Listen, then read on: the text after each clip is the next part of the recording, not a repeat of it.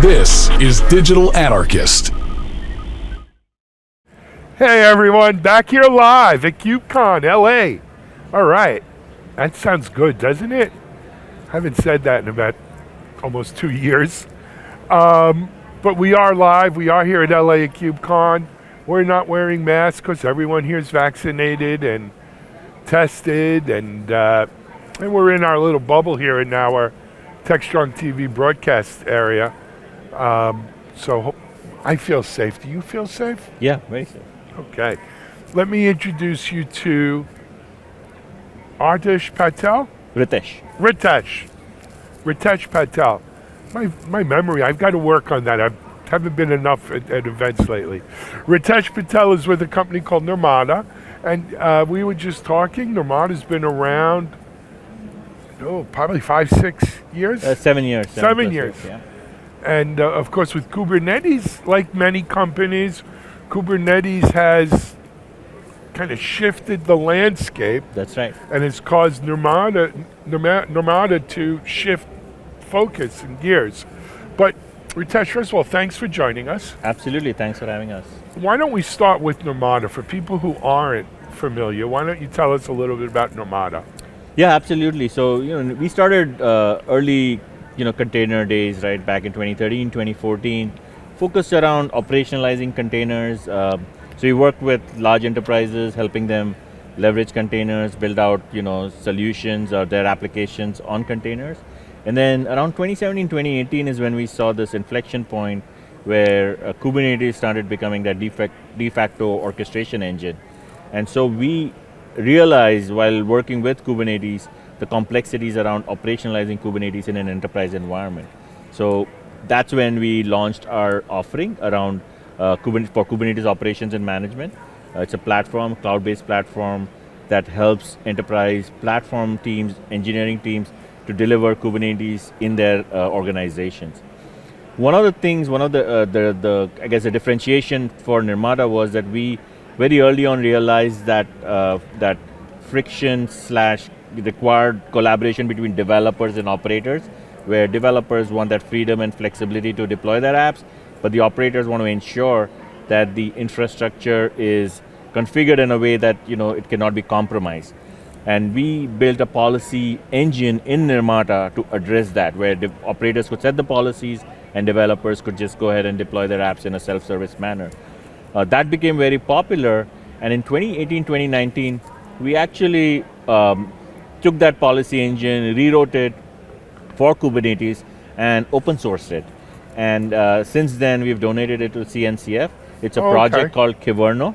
How do you spell that? Kyverno, Kyverno.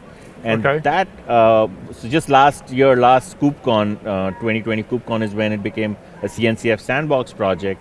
And since then, we've seen the adoption of Kyverno take off, right? So it's got 7 million plus downloads, 1.5 thousand GitHub stars, and even in a lot of conversations at this KubeCon, we are seeing companies and enterprises leverage Kyverno to lock down their clusters, to enforce policies, to ensure their applications are configured in a way that they are not compromised. So that's where Nirmata, our products, our solution come in. We enable enterprises using Kyverno to operationalize Kyverno at scale, and provide policies and management around that.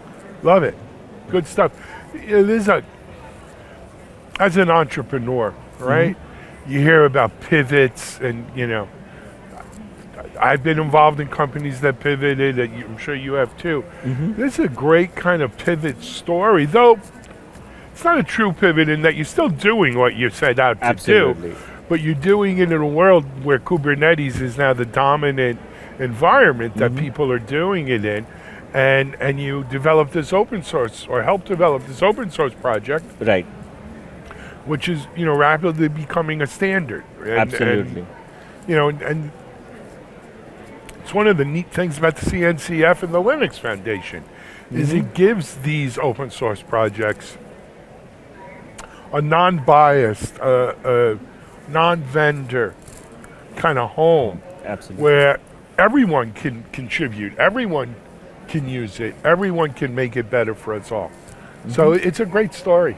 Yeah, right? no, we have been super excited about this. So, we saw the adoption of Kyverno skyrocket after it was donated to CNCF, Yep. right? So before that, it was open source, but it was backed by Nirmata, and we had several users. But the visibility we got and the platform we got because as part of as Kyverno being part of the Sandbox project, right, with the webinars, the live streams, and the visibility that CNCF was able to provide, that has helped accelerate the adoption. Definitely. Love it. Very cool stuff. Now, of course, the issue, the question, if, let me make believe I'm an investor. How does Nirmata capitalize on Kyverno? Yeah, great question, and that's kind of we've been thinking about that along the way, and what we've done is we started out with a kind of a management and operations platform. That was our initial product offering, which had policy management embedded in it, right? And some of that became Kyverno. Now in this, just before this KubeCon, we announced two different offerings. One is a policy management offering on top of Kyverno. So if you're running Kyverno in multiple clusters, and if you want to distribute your policies as well as get visibility regarding your policy violations from those clusters, we have a Nirmata cloud native policy management solution that can help with that, right? So that's a SaaS offering for Kyverno users or adopters. We also realize that a lot of folks want to leverage open source Kyverno, but they would be really comfortable if there was a company behind it providing a supported offering and also a curated set of policies. So we have a Nirmata Enterprise subscription for Kyverno, which is a Nirmata supported offering where if customers run into issues, Nirmata will support it, work with the community, get it resolved. We also provide curated set of policies. So policies are a big deal, right? There are almost like 80, 90 policies in the community. But the question is, how does somebody be confident that when they deploy a policy, it's going to work with the their version of Kyverno and their version of Kubernetes? So that's where we come in and we curate these policies, make sure that they are tested, validated for various Kubernetes versions, various Kyverno versions, so the user doesn't have to deal with all that complexity. So that's what we have announced.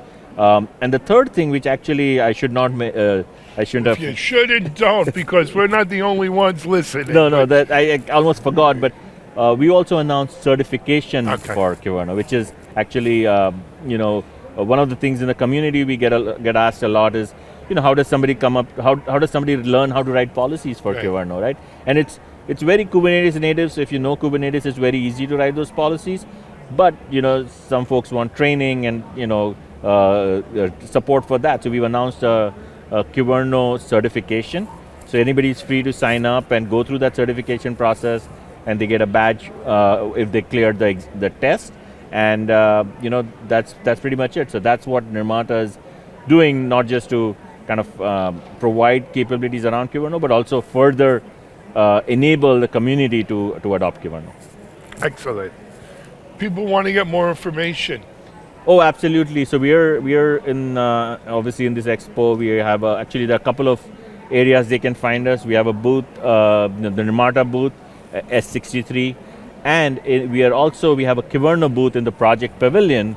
So if you're interested in just open source Kyverno, contributing, asking questions on how to get involved with the community, come stop by either at the Kyverno booth or the Nirmata booth, and happy to answer questions and help in any way we can. Ritesh, thank you so much. Good luck with Nirmata. Good luck with Kyverno. That sounds like it's well on its way. Yeah, we're super excited, and thanks for agree. this opportunity. Great talking to you. Alrighty. Thank you. We're going to take a break. We'll be right back here live in LA at KubeCon.